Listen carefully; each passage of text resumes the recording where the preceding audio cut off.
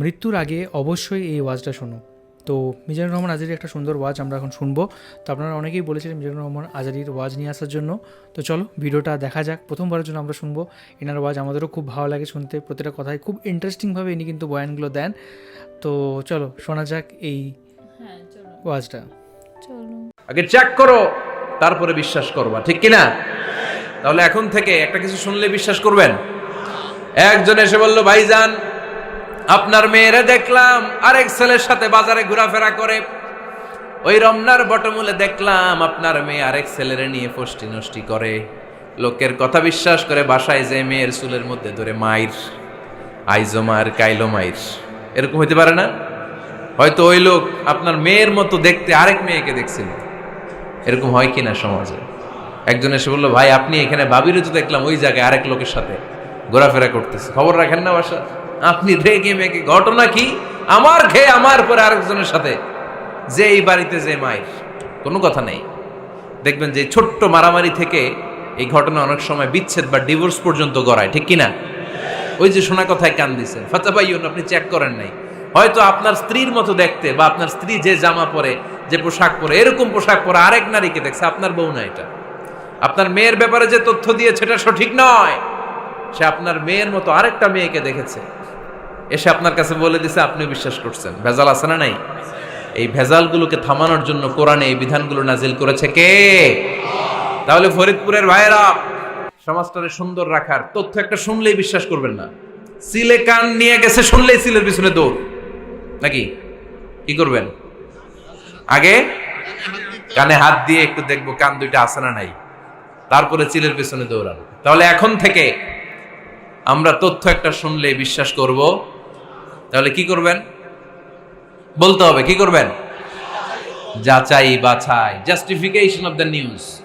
কোন news justification ছাড়া আমরা প্রচার করব, বিশ্বাস করব, শেয়ার করব না। আল্লাহ বললেন, ইয়া আইয়ুহাল্লাযীনা আমানু লা ইয়াসখার কওমুম মিন কওম। ওহে আমার ঈমানদার বান্দারা, শোনো শোনো, খবরদার কখনো কোনো মুমিন বান্দারে ঠাট্টা করো না, অবজ্ঞা করো না, ঠাট্টা করো না। তার মনে কষ্ট হয় এমন কোনো কথা তারে বলো না। Never scoff of anybody. কাউকে নিয়ে ঠাট্টা করবেন না, তার দেহ নিয়ে, তার আকৃতি নিয়ে, তার বংশ নিয়ে। এক লোকের বাবা ছিল চোর, কিন্তু তার ছেলে অনেক ভালো। আপনি কি তারা বলতে পারবেন তুই চোরের ঘরের চোর? বলতে পারবেন? চুরি করছে বাবা, ওর কি দোষ? কথা বলেন। এগুলো কবিরা গুনাহ। আওয়াজ করে বলেন তো, কি গুনাহ? কবিরা গুনাহ। কারো আকৃতি নিয়ে, আমার ফরিদপুরের কলিজার টুকরা যুবক ভাইরা, কারো আকৃতি নিয়ে কখনো অবজ্ঞা করবে না, তুচ্ছ জ্ঞান করবে না। এটা কবিরা গুনাহ, এটা আল্লাহ খুব অপছন্দ করেন। এর কারণ আকৃতিটা আমাদের হাতে নাই। আমাদের কারো নাক লম্বা, কারো খাটো, আমরা কেউ কালো, কেউ সাদা, আমরা কেউ স্মার্ট, কেউ অন্যরকম। তো এই যে আমাদের এক এক ধরনের আকৃতি, এটা কি আমি বানাইছি? আপনি বানাইছেন? দিছে কে? এই জন্য কারো দেহের গঠন নিয়ে যদি আপনি অবজ্ঞা করেন, এটা প্রক্ষান্তরে আপনি স্রষ্টাকে নিয়ে অবজ্ঞা করলেন। কারো দেহের আকৃতি নিয়ে যদি আপনি তুচ্ছ করেন, তাকে তুচ্ছ করেননি, আমার রবকে আপনি তুচ্ছ করেছেন। চিল্লায় বলেন ঠিক কিনা? খবরদার, তুই কালু, তুই লম্বু, তুই মোটু, তুই কানা, তুই রোহিঙ্গা, আছে না নাই? ইদানিং ইদানিং এটা খুব চলে। এই রোহিঙ্গা নামটা আছে না? ফরিদপুরে এগুলো ঢুকে নাই না? আমাদের ওইদিকে দেখি কি অবস্থা, কারোর সাথে কেউ লাগলে তুই রোহিঙ্গা। কি আশ্চর্য, এই গালি কবে আসলো? হ্যাঁ, অনেক ধরনের গালি। ঢাকায় আর একটা চলে ফইন্নির ভূত, কি বলে? এই এগুলো আগে শুনি নাই আমরা, রিসেন্ট এগুলো বলা শুরু করছে। ফইন্নির ভূত, রোহিঙ্গা না। এগুলো বলে আপনি কাউকে অবজ্ঞা করতে পারবেন? পারবেন না। খবরদার, এটা কবিরা গুনাহ, এটা ছোট গুনাহ মনে করবেন না। কারণ আকৃতি নিয়ে তুচ্ছ করা যায় না, কারণ আকৃতি দান করেছে কে? হুয়াল্লাযী ইউসাউইরুকুম ফিল আরহামি কাইফা ইয়াশা, লা ইলাহা ইল্লা হুয়াল আজিজুল হাকীম। তিনি এমন সত্তা যিনি তোমাদের চেহারার অবয়ব দিয়েছেন, তোমাদের আকৃতি দান করেছেন তখন যখন তোমরা মায়ের পেটের ভেতরে ছোট্ট জোকের মতো ছিলা। মায়ের পেটের ভেতরে আমরা যখন সবাই এত ছোট্ট, তখনই আমাদের চেহারার আকৃতি দিয়েছে কে? কে সুন্দর হব, কে ছেলে হব, কে মেয়ে হব, কে মোটা হব, কে চিকন হব আমার ইচ্ছা হয়েছি? আওয়াজ করে বলতে হবে, কার ইচ্ছায়? প্রত্যেককে যদি আল্লাহ প্রত্যেকের নিজের চেহারা ডিজাইন করতে দিতেন, আল্লাহ যদি বলতেন তোমার চেহারাটা কেমন হবে তুমি ডিজাইন করো, তাহলে আপনারা কেমন বানাতেন? হ্যাঁ বলেন, ফরিদপুরের ভাইরা বলেন, সুন্দর করে বানাতেন তাই না? সবচাইতে স্মার্ট, সবচেয়ে সুন্দর করে আমি আমার চেহারাটা বানাতাম যদি আমাকে ডিজাইন করার সুযোগ দেওয়া হতো। কিন্তু এই সুযোগ তো আল্লাহ দেন নাই। ডিজাইন স্বয়ং করে দিয়েছেন কে? কোন নারীকে যদি আল্লাহ বলতে, এই নারীরা তোমাদের চেহারা কার কেমন লাগবে তোমরা বানাও, প্রত্যেক নারী কি করতো? বিশ্ব সুন্দরী করে নিজেকে বানাতো। খুদ ধরার মতো কোনো জায়গা সে নিজের জন্য রাখতো না, ঠিক কিনা? কিন্তু এটা আল্লাহ দেন নাই। এই আকৃতিটা আমাদেরকে সরাসরি দান করেছেন কে? খবরদার, আমাদের অনেকে বিকলাঙ্গ, আমাদের অনেকের হাত ছোট, পা বড়, দেখতে মোটা, কেউ চিকন, কেউ কালো। খবরদার, কারো আকৃতি নিয়ে কখনো কোনো অবজ্ঞার সুরে, ঠাট্টার সুরে কোনো কথা আমরা বলবো না। রাজি আছেন? সবাই রাজি আছেন? আল্লাহ রাসূল সাল্লাল্লাহু আলাইহি ওয়াসাল্লামের এক সাহাবী ছিল, নাম ইবনে মাসউদ রাদিয়াল্লাহু তাআলা আনহু। ওনার পায়ের নলা ছিল খুব চিকন, অস্বাভাবিক চিকন, স্বাভাবিক না। তো উনিও এটা ঢেকে রাখতেন, দেখাতেন না কাউকে। একদিন উনি খেজুর পাড়ার জন্য খেজুর গাছে উঠলেন। খেজুর গাছে ওঠার পরে নিচ থেকে সাহাবারা পায়ের চিকন নলা দেখে ফেলছে। দেখে সবাই হাসি, সবাই হেসে কুটি কুটি। বিশ্বনবী বললেন, হেসো না, খবরদার, আমার ইবনে মাসুদের পায়ের চিকন নলা দেখে হেসো না। আমার ইবনে মাসুদের এই পায়ের চিকন নলা যদি মিজানের পাল্লায় উঠিয়ে দেয়া হয়, কিয়ামতের দিন উহুদ পাহাড়ের চেয়েও ভারী হয়ে যাবে। খবরদার, আমার ইবনে মাসুদকে আমার আল্লাহ অনেক পছন্দ করে, তার পা চিকন দেখে তাকে তুচ্ছ করো না। আল্লাহর হাবিব সাল্লাল্লাহু আলাইহি ইসলামের 11 জন স্ত্রীর মধ্য থেকে একজন স্ত্রী ছিলেন একজন স্থূল আকৃতির, অবিসিটি ছিল, একটু মোটা।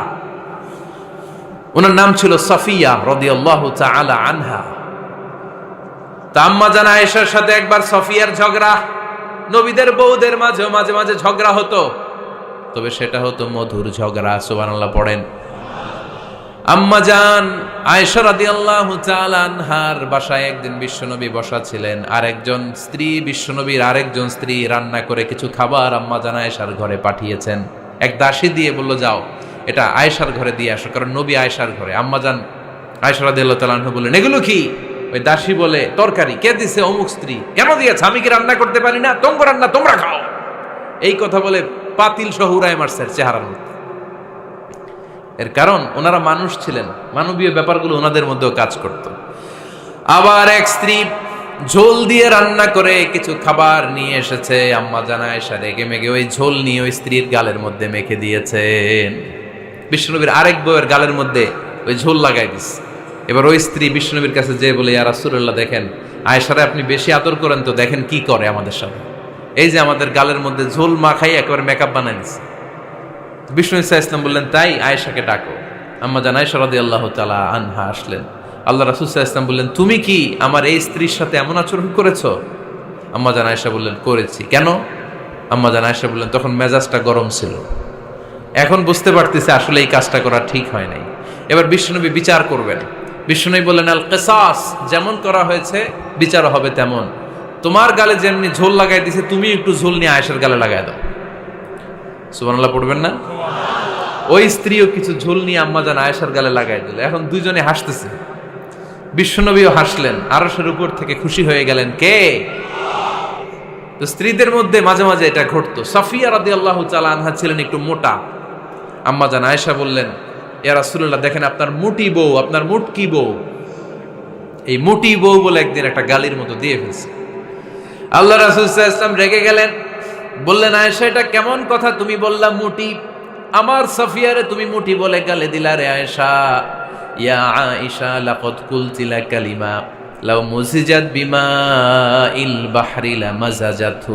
এমন একটা মন্তব্য তুমি সাফিয়ার ব্যাপারে করে ফেলেছো রে আয়েশা, এই কথাটা যদি সাগরের নীল পানির মধ্যে ছেড়ে দেয়া হয়, এই কথার পঙ্কিলতার কারণে, এই কথার কর্দমাক্ততার কারণে, এই কথার পঙ্কিলতার কারণে সাগরের সব পানিগুলো মুহূর্তের মধ্যে কালো হয়ে যাবে।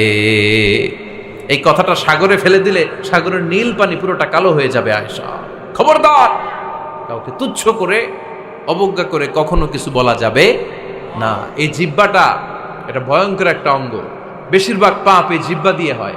কি দিয়ে হয়?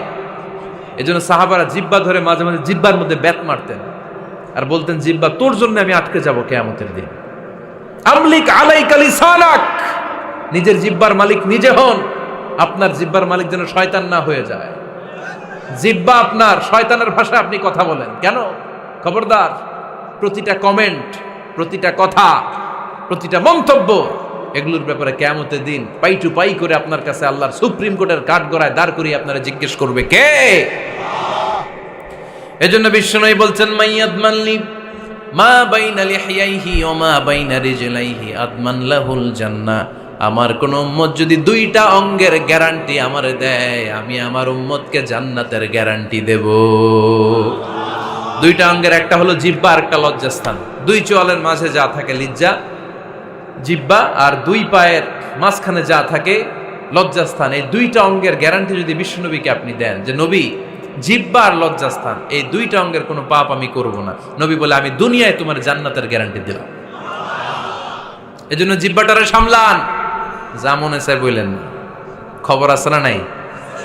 খবর আছে। মা ইয়ালফিযু মিন কাউলিন ইল্লা লাদাইহি রাকীবুন আতীদ, যা মুখ দিয়ে বের হয় লিখে রাখার জন্য দুইজন ফেরেশতা রেডি করে রেখেছে। কে? চিল্লায় বলেন। যতদিন আমরা বেঁচে থাকবো ততদিন থাকবে আমাদের কাঁধে। আমরা মরে যাবো, এই ফেরেশতারা উড়াল দিবে, ঠিক কিনা? দুই কান্দে জি ছিল যে তোমার দুইজনা পাহারা, তোমারে একলা থইয়া পালাইছে তাহারা। তোমার আটকুঠুরি নয় দরজা বন্ধ এবার হলো রে হলো, মুখে আল্লাহ রসুল সবে বলো, ও মুখে আল্লাহ রসুল সবে বলো। দুয়ারে আইসাছে পালকি নাই হরি গাও তোলো রে তোলো, মুখে আল্লাহ রসুল সবে বলো, ঠিক না? এজন্য সাবধান। আমলিক আলাইকা লিসানাক, নিজের জিহ্বার মালিক নিজে হন। মন যা চায় মুমিন তখন ইচ্ছা মতো মন মতো কোনো মন্তব্য ছুটতে পারে না। বিশ্বাসী বলে যদি নিজেকে দাবি করে, নিজের জিহ্বার মালিক নিজে থাকার দরকার আছে না নাই? তো আমরা এখানে দেখলাম যে মিজানুর রহমান আজহারী একটা খুব সুন্দর একটা কথা বললেন, এবং যেখানে তিনি বললেন যে যে কেউ কালো হোক, কেউ মোটা হোক, কেউ রোগা হোক, কেউ পাতলা হোক, তাকে কিন্তু সেই রকম তাকে বলা চলবে না, তাকে কিন্তু সেরকমভাবে অপমান কিন্তু করা চলবে না। কারণ আমাদেরকে সবাই ভগবান সৃষ্টি করেছেন, বিভিন্ন মানুষ বিভিন্ন রকম করেছেন দেখতে, আর আমরা নিজেরা কোনো কিছুই সৃষ্টি করিনি, তার জন্য আমাদের হাসারও কোনো কারণ নেই। আর তিনি বিভিন্ন মানুষকে বিভিন্ন রকম বানান, সেটা তার মানে তার যেরকম মন যায় তিনি সেরকমই বানান। তার আবার বিভিন্ন রকমের মানে কারণ থাকে, বিভিন্ন কর্ম থাকে, তারপর তাকে সেরকমভাবে বিচার করে বানান। তার জন্য হাসা মানে উচিতই নয়। একদমই। প্রত্যেক মানুষ হচ্ছে একে অপরের থেকে আলাদা, প্রত্যেক মানুষের সৌন্দর্য একে অপরের থেকে আলাদা। কেউ আমরা শ্রেষ্ঠ নই, সবাই আমরা আলাদা, ডিফারেন্ট। আর মানে আমরা এমনি সবাই পারফেক্টও নই, আমাদের সবারই কিছু না কিছু খুঁত থাকে। আর যদি নিখুঁত হতাম তাহলে তো আমরা পুরো পরি হয়ে যেতাম। সেরকম মানুষ যদি নিজেরা নিজেদেরকে বানাতো তাহলে তো কোনো খুঁতে রাখতো না। আর ঈশ্বর এমনভাবে বানান কোনো না কোনো খুঁত থাকে, এতেই মানুষের অহংকারের শেষ নেই। তারপর যদি সবাই আবার প্রচুর সুন্দর হয়ে যেত তাহলে তো পৃথিবীতে অহংকারের পুরো একটা বন্যা বয়ে যেত। তার জন্যে ভগবান কিছু কিছু খুঁত রাখেন। একদমই। আর হচ্ছে সেটা হচ্ছে যে প্রত্যেকটা সুন্দরও কিন্তু একদিন অসুন্দর হয়, সুন্দরতাও কিন্তু সব দিন মানে স্থায়ী থাকে না। লম্বা বেটে আছে বলেই সুন্দরটা বুঝে যায়। আর যদি হচ্ছে কালো না থাকতো, খাটো মানুষ না থাকতো, তাহলে তো লম্বার আলাদা করে কোনো দাম থাকতো না। তার জন্য পৃথিবীতে সব মানুষেরই প্রয়োজন। যেমন ভিন্ন ভিন্ন ধর্ম রয়েছে, ভিন্ন ভিন্ন সংস্কৃতি রয়েছে, তো আমরা একে অপরের সংস্কৃতিকে বুঝি না, কিন্তু প্রত্যেক যে সংস্কৃতির মানুষ কিন্তু আলাদা। কেউ দাড়ি রাখে, তো কেউ টিকি রাখে, কেউ আবার মাথায় ফোঁটা নেয়, কেউ টুপি পরে, কেউ পাগড়ি পরে, কেউ কোট ব্লেজার পরে। অনেক রকমের একটা কিন্তু সংস্কৃতি কিন্তু রয়েছে, ভিন্ন ভিন্ন রকমের।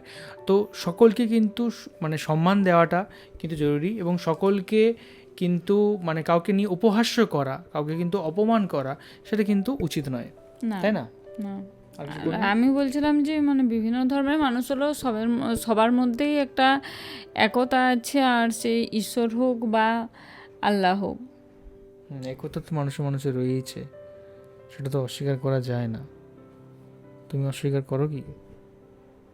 তো ঠিক আছে, এই ছিল আজকের video. Thank you so much আমাদের ভিডিও দেখার জন্য। আর কোন কোন ভিডিওর উপর আমরা রিয়েক্ট করতে পারি সেটা অবশ্যই কমেন্ট করে জানান। এখনকার মতো এই পর্যন্তই। দেখা হবে পরবর্তী ভিডিওতে। সবাই খুব ভালো থাকবেন, সুস্থ থাকবেন আর দেখতে থাকবেন আমাদের চ্যানেল। টাটা। টাটা।